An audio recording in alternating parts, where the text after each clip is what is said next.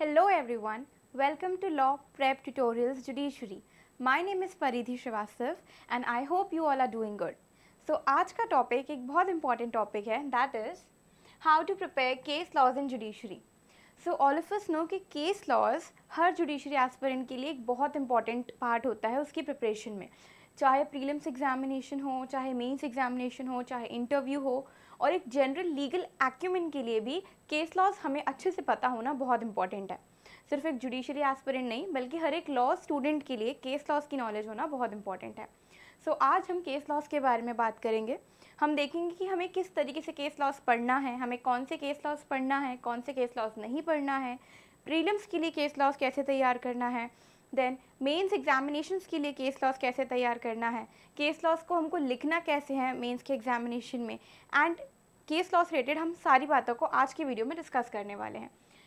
So without wasting time let's begin with the class.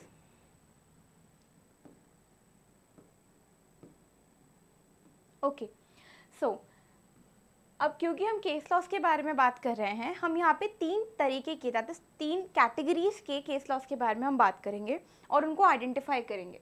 First of all होते हैं recent case laws. अब ये recent case laws क्या होते हैं?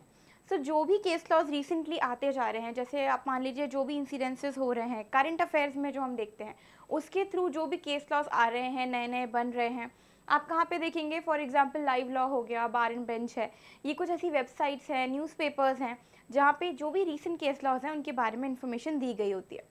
अब रीसेंट केस लॉज जो होते हैं ये काफ़ी सारे सब्जेक्ट्स में आते हैं, और रीसेंट केस लॉज तो डेली हम देख सकते हैं कि थाउजेंड्स ऑफ केसेस, चाहे वो सुप्रीम कोर्ट हो चाहे हाई कोर्ट हो, काफ़ी सारे केस लॉज डेली बेसिस पे आते हैं. अब उनमें से हमें कौन से पढ़ने हैं? तो ये रीसेंट केस लॉज वो केस लॉज हैं जो डेली हर सब्जेक्ट के ऊपर अपडेट होते रहते हैं. अब रीसेंट केस लॉज में हमको देखना है कि हमारी सबसे पहले टारगेट स्टेट कौन सी है.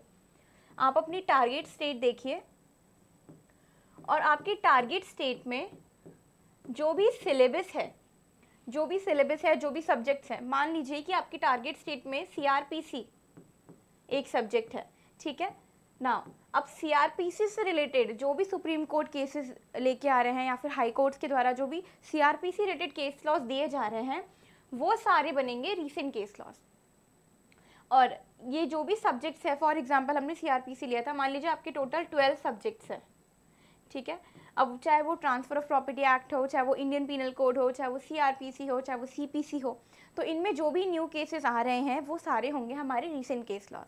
पर क्या ये पॉसिबल है कि हम सारे इन 12 सब्जेक्ट की भी रीसेंट केस लॉज पढ़ पाएँ? ये पॉसिबल नहीं है. इसलिए हम शिफ्ट होते हैं कैटेगरी नंबर 2 पे,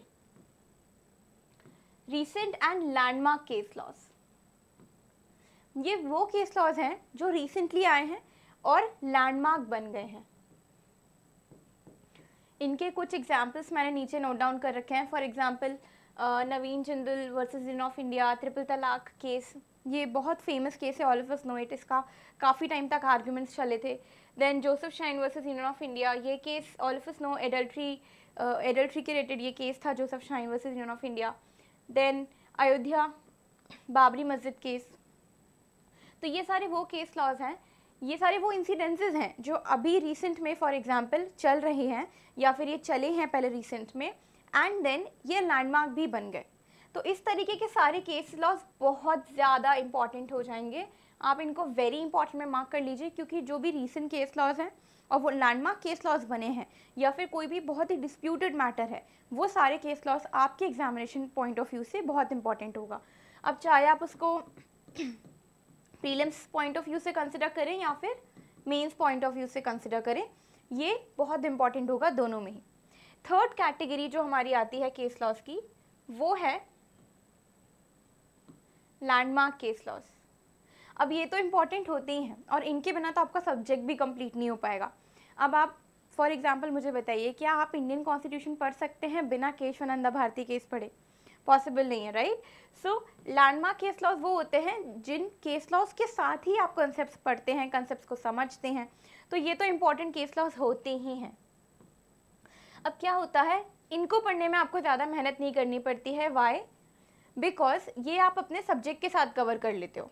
आप वो टॉपिक समझने में आप सब्जेक्ट के साथ उनको कवर कर ही लोगे. बट इनको आपको अलग से पढ़नी पड़ेगी एंड ये आपसे एफर्ट मांगेंगे, क्योंकि इनको आपको खुद से तैयार करना पड़ेगा। जैसे जैसे जो भी इंसिडेंसेस आएंगे, जो भी डिस्प्यूट्स होंगे, उनसे रिलेटेड जो मैटर्स हैं, उनके रिलेटेड जो केस लॉज हैं, वो आपको यहाँ प्रिपेयर करने पड़ेंगे। सो हमने केस लॉज की 3 कैटेगरीज देखी हैं। First is your recent case laws, जो मैंने बताया बहुत ज़्यादा इंपॉर्टेंट नहीं होते हैं, पर अगर यही recent case laws recent and landmark case laws बन जाते हैं तो ये इंपॉर्टेंट बहुत ज़्यादा हो जाते हैं आपके प्रीलिम्स, मेंस और इंटरव्यू तीनों के लिए। उसके बाद लैंडमार्क केस लॉज, ये इंपॉर्टेंट होते हैं, इनको आपको अच्छे से पढ़ना ही होता है कंसेप्ट के साथ। लैंडमार्क केस लॉज में for example Kesavananda Bharati case is there, Golaknath case, okay, इसी के साथ ये S R. Bommai versus in of India, then Shah Bano Begum case, Selvi versus state of Karnataka, ये सारे जो केसेस हैं ये लैंडमार्क केस। के अलावा हम बात कर सकते हैं जिसमें पंचशील प्रिंसिपल्स दिए गए थे, शरद बिरदीचंद शरद केस। तो ये सारे जो केसेस हैं आपको इस तरीके से कैटेगराइज करके पढ़ने होंगे। Now let's move on to the next slide. Now type of questions asked in prelims. अब हम देखते हैं कि हमको प्रीलिम्स में केस लॉज कैसे तैयार करना है। अब we all know that prelims में एमसीक्यू क्वेश्चंस होते हैं, तो उसके लिए हम भी यहाँ पे फिर कैटेगराइज करेंगे। फर्स्ट जो प्रीलिम्स में क्वेश्चन पूछे जाते हैं वो डायरेक्ट क्वेश्चन पूछे जाते हैं। Direct means name of the case is asked. For example वो आपसे सिर्फ सिंपल सी इस केस का नाम पूछ लेंगे कि for example right to privacy कौन से केस में दिया गया था, एंड देन आपको 4 ऑप्शंस दे देंगे, आपको सिलेक्ट करना है कि पुत्तस्वामी केस में राइट टू प्राइवेसी दिया गया था। सेकेंड क्या है, facts of the case given in the question. Okay, ये थोड़े से ट्रिकी क्वेश्चंस हो जाते हैं और यहाँ पे थोड़ा सा डिफिकल्टी लेवल बढ़ जाता है। फॉर एग्जांपल अगर मान लीजिए कोई रीसेंट इंसिडेंट हुआ है, से कोई रीसेंट ऑफेंस हुआ है, वो उस ऑफेंस के जो फैक्ट्स हैं आपको प्रीलिम्स के क्वेश्चन पेपर में एज इट इज़ दे देंगे, 4 ऑप्शंस दे देंगे, एंड उन 4 ऑप्शन में से आपको एक आंसर करेक्ट टिक करना होगा, और उसका जो आंसर होगा वो आंसर होगा जो कि सुप्रीम कोर्ट ने हेल्ड किया हो। तो इस तरीके का जो क्वेश्चन होता है ये थोड़ा सा ट्रिकी होता है, थोड़ा सा, ज़्यादा नहीं बोलूँगी, लेकिन अगर आपको उस केस के बारे में नॉलेज है, ये जनरली कब होता है, जब कोई रीसेंट एंड लैंडमार्क केस आया हो, रीसेंट भी हो और लैंडमार्क हो। और बाकी के लैंडमार्क केसेस में ये बहुत होता है। इसका सबसे अच्छा एग्जांपल मैं आपको दूं तो जो आईपीसी है उसमें इलस्ट्रेशंस रहते हैं। अगर आप आईपीसी के इलस्ट्रेशंस पढ़ोगे तो आईपीसी के इलस्ट्रेशन से बहुत सारे क्वेश्चंस बनते हैं। इंडियन कॉन्ट्रैक्ट एक्ट के इलस्ट्रेशन से बहुत सारे क्वेश्चंस बनते हैं। तो ये उस तरीके से क्वेश्चंस पूछे जाते हैं। Then name of the case given in the question. Okay, name of the case given in the question. अब इसमें just opposite of the first one direct. अब यहाँ पे वो आपसे ये पूछ लेंगे कि पुत्तस्वामी केस था वो किस चीज़ से रिलेटेड है। देन आपको 4 ऑप्शन दे देंगे। से फर्स्ट उन्होंने बोल दिया एडल्ट्री से रिलेटेड है। देन सेकेंड उन्होंने आपको ऑप्शन दे दिया पुत्तस्वामी केस से प्राइवेसी से रिलेटेड है, या फिर कोई सिविल डिस्प्यूट से रिलेटेड है। ओके,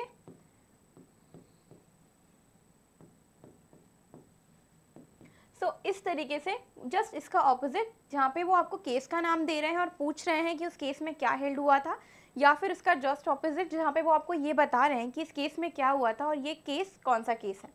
तो ये दोनों जस्ट ऑपोजिट जाएंगे। ये थोड़ा सा इसका डिफिकल्टी लेवल रहता है क्योंकि आपको फैक्ट्स दे दिए जाते हैं एंड आपको फैक्ट्स के अकॉर्डिंगली यहाँ पे सही ऑप्शन चूज़ करना होता है। एंड फोर्थ तरीके जो क्वेश्चंस बनते हैं केस लॉ से प्रीलिम्स में, वो है कोर्ट्स गिवन बाय जस्टिस। अब आपने देखा होगा, अगर आपको पता है तो मैं आपको बताती हूँ कि हर जजमेंट के 2 पार्ट्स होते हैं। जजमेंट के 2 पार्ट्स होते हैं। पहला पार्ट होता है रेशियो डेसिडेंडी, दूसरा पार्ट होता है ओबिटर डिक्टा।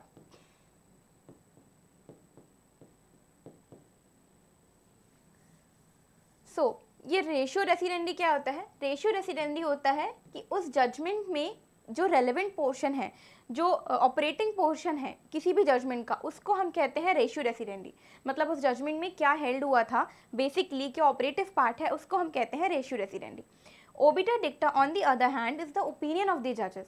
तो उस जजमेंट में जो भी जजेस अपना ओपिनियन देते हैं, जो भी वो एक्सप्रेस करना चाहते हैं, वो सारी चीज़ें ओबिटर डिक्टा में होती हैं।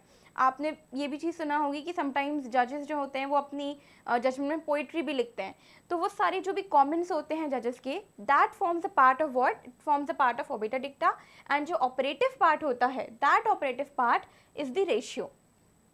ओके, सो जो हम यहाँ पे coming back to the point, जो हम यहाँ पे कोर्ट्स के बारे में बात कर रहे हैं, राइट। सो जो भी जजमेंट में अगर किसी जज ने कोई, फॉर एग्जांपल अगर चीफ जस्टिस ऑफ इंडिया है, उन्होंने अपने जजमेंट में कोई बात कही है, तो वो आपको वो पैराग्राफ बना के दे देंगे कि ये 4 सेंटेंसेस किस ज्यूरिस ने कही थी या फिर किस लॉयर के द्वारा ये आर्ग्यूमेंट दिया गया था। चांसेस थोड़े कम होते हैं, बट वी नेवर नो कि किस तरीके का क्वेश्चन पेपर बने। सो अगर कोई फेमस स्टेटमेंट हमारे, for example chief justice of India ने कोई फेमस स्टेटमेंट दिया है या फिर किसी अदर ज्यूरिस ने कोई फेमस स्टेटमेंट दिया है, तो उन पे भी प्रीलिम्स में क्वेश्चन बन सकता है। सो यहाँ पे हमने 4 तरीके के क्वेश्चंस के बारे में बात करी। फर्स्ट है डायरेक्ट क्वेश्चन, जहाँ पे डायरेक्टली आपको केस का नाम पूछेंगे। Second is the facts of the case given in the question, जो हमने एक हाइपोथेटिकल क्वेश्चन के बारे में बात करी है। Then name of the case given in the question, जो जिसका जस्ट ऑपोजिट है। Then quotes given by the jurist. Okay, moving ahead now, case laws and mains answer writing. अब इसमें हम सबसे पहले जो पार्ट डिस्कस कर रहे हैं वो है कि how many case laws to be included in the answer. ये ऐसा क्वेश्चन है जो काफ़ी सारे स्टूडेंट्स पूछते हैं कि आखिर मैम हमको एक आंसर राइटिंग में कितने केस लॉज लिखना है, 1 लिखना है, 2 लिखना है, 4 लिखना है, कितना केस लॉज लिखना वुड बी सफिशिएंट, राइट। सो इसका हम सबसे पहले आंसर डिस्कस करते हैं। तो इसका आंसर ये है कि there is nothing called sufficient. Okay, सबसे पहले अब इसका मतलब ये भी नहीं है कि आप आंसर में सिर्फ कंसेप्ट हटा के सीधे सीधे सारे आप केस लॉज लिखोगे, बट इसका जो आंसर है ये डिफर करता है स्टेट टू स्टेट, क्योंकि हर स्टेट की अपनी एक अलग एक्सपेक्टेशन होती है as to mains answer writing.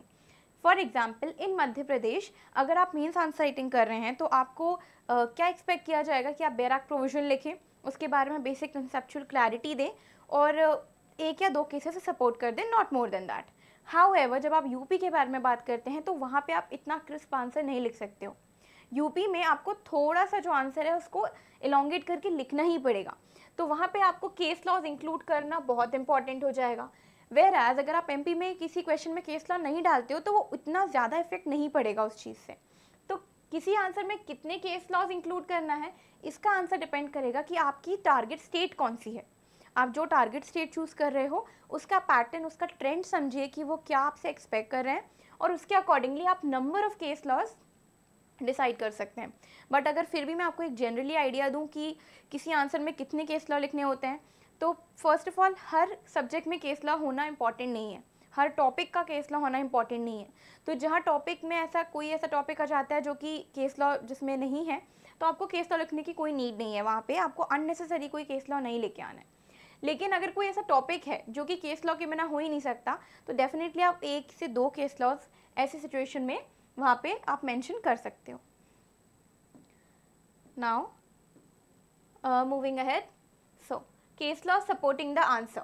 तो अब हम यहाँ देखते हैं कि मेंस के कितने तरीके के क्वेश्चंस होते हैं और हमें किस तरीके से उसका आंसर राइटिंग करनी होती है।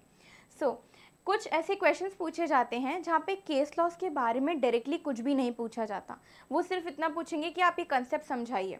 तो ऐसे सिचुएशन में आप क्या करेंगे, आप ऐसे सिचुएशन में आप वो सबसे पहले उस चीज़ को, कंसेप्ट को समझाएंगे, एंड देन सेकेंडली अगर आपके पास टाइम बचता है तो आप केस लॉ इंक्लूड कर दीजिए। अगर टाइम नहीं बच रहा है तो इट्स ओके, नो नीड कि हम दूसरे आंसर का टाइम कट करके हम पहले आंसर में केस लॉ डालें। ओके, नाउ अब जो सेकंड पॉइंट है वो है question directly upon the case. अब ये वो केस लॉज होते हैं, ये ऐसे क्वेश्चंस आते हैं जहाँ पे जो क्वेश्चन है वो डायरेक्टली आपसे केस लॉ के ऊपर पूछा जाएगा। फॉर एग्जाम्पल वो डायरेक्टली पूछ लेंगे आपसे कि पुत्तस्वामी केस के बारे में आप लिखिए, या फिर write a case comment on the case of Puttaswamy और राइट टू प्राइवेसी। तो इस चीज़ में आपको वो केस के बारे में सारी चीज़ इंक्लूड करनी पड़ेगी। Now that will include introduction, okay, एक थोड़ा बेसिक आप इंट्रोडक्शन दोगे वो, एंड देन उसके बाद you will have to write the facts of the case, then you will include जो भी अगर आर्ग्यूमेंट्स हुए हैं, अगर आपको याद हैं तो आप उस केस में जो भी आर्ग्यूमेंट्स हैं आप वो नोट डाउन करिए, एंड देन जो भी इश्यूज़ हैं उस केस के वो, देन लास्ट में आपको what was held in the case, and आखिरी में कंक्लूजन।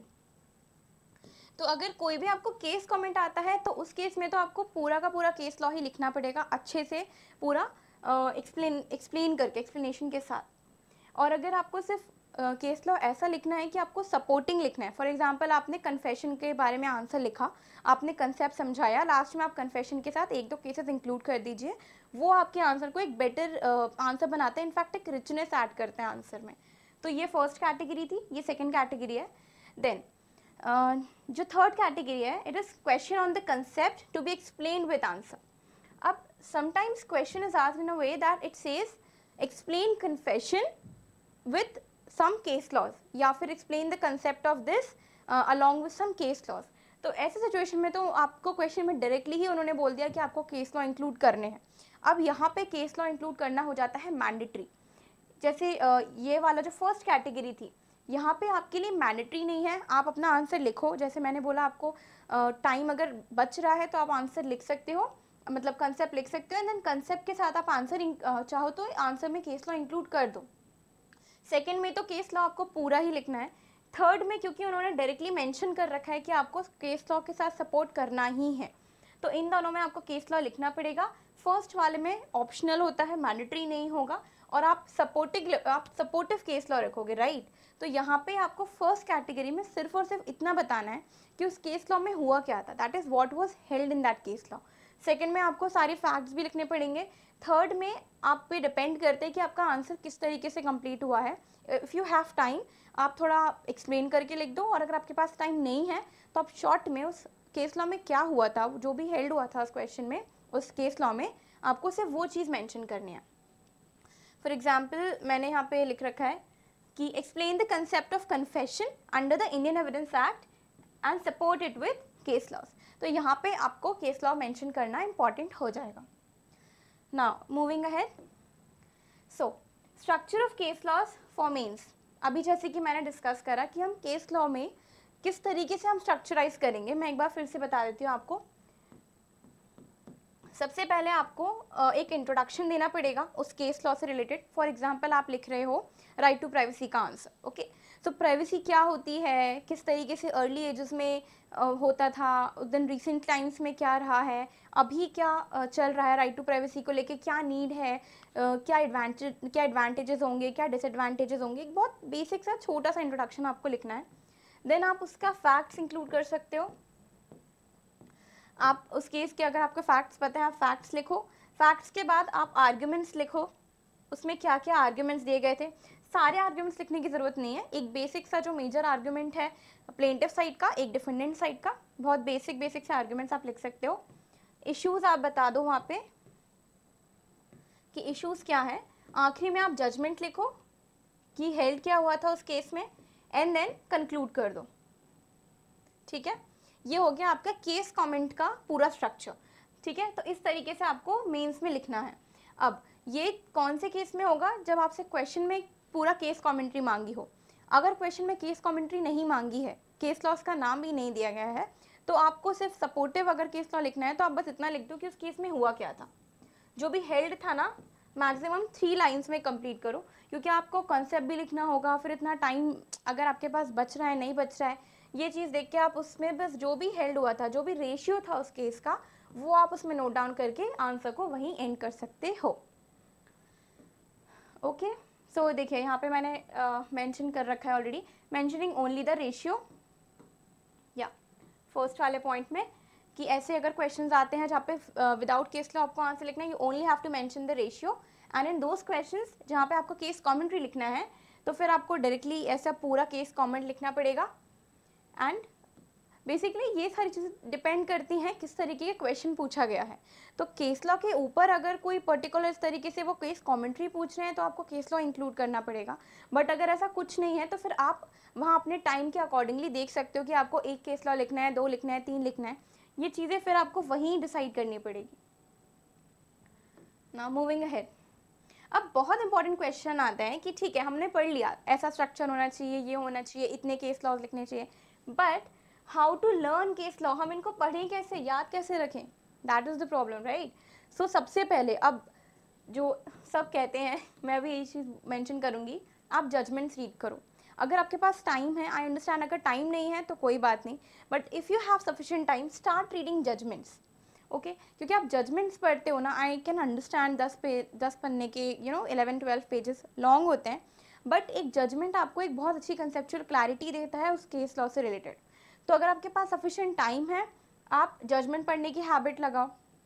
अगर आपके पास टाइम नहीं है, देन व्हाट, देन आपको आर्टिकल्स रीड करने पड़ेंगे। अब आर्टिकल्स आप कहाँ से रीड करोगे? Live law is there, bar and bench is there, इस तरीके की काफ़ी सारी वेबसाइट्स हैं।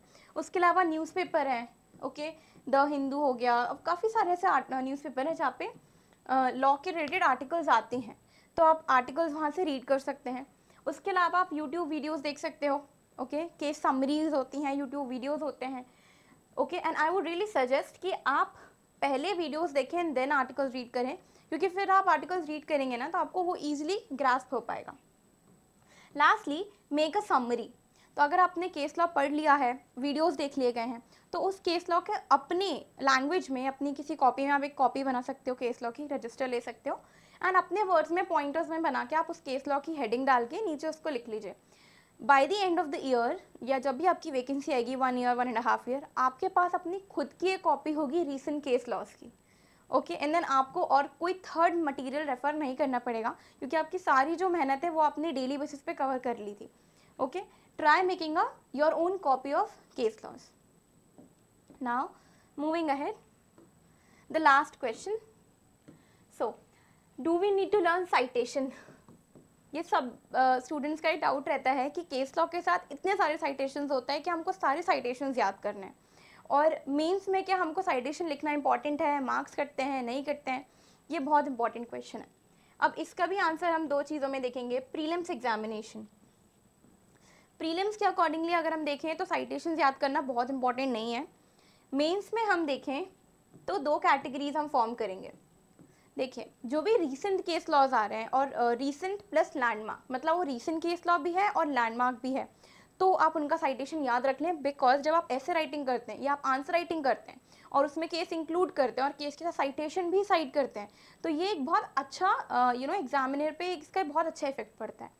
तो मैं ये नहीं बोलूँगी कि आपको सारे केस लॉज के सारे ही साइटेशन याद करना है, जो रीसेंट है और लैंडमार्क हैं उनके साइटेशन आप याद करके रखें, एंड ऐसे अलग से याद करने की ज़रूरत नहीं है, बार बार आप पढ़ोगे तो वो आपको याद अपने आप हो जाएगा, ओके। एंड जो लैंडमार्क केसेस हैं, जैसे कि केशवानंद भारती, गोलकनाथ केस हो गया, राइट टू प्रिवेसी का भी जो केस आया है, ठीक है, बाबरी मस्जिद केस जो अभी आया है, उसके अलावा जो भी पुराने केसेस हैं या अभी के केसेस हैं, जो भी लैंडमार्क हैं, उनके आप साइटेशंस भले याद कर लीजिए। सारे केसेस के आपको साइटेशंस याद करने की कोई नीड नहीं है। ऐसा नहीं होता कि आपके मार्क्स कट जाएंगे अगर आपने साइटेशन मेंशन नहीं किया तो, बट अगर आप मेंशन करते हो तो वो एक अच्छा इम्पैक्ट डालता है बेसिकली एग्जामिनर पे, okay. So that's all for today. I hope आपको आज का वीडियो अच्छा लगा हो। Thank you so much, bye.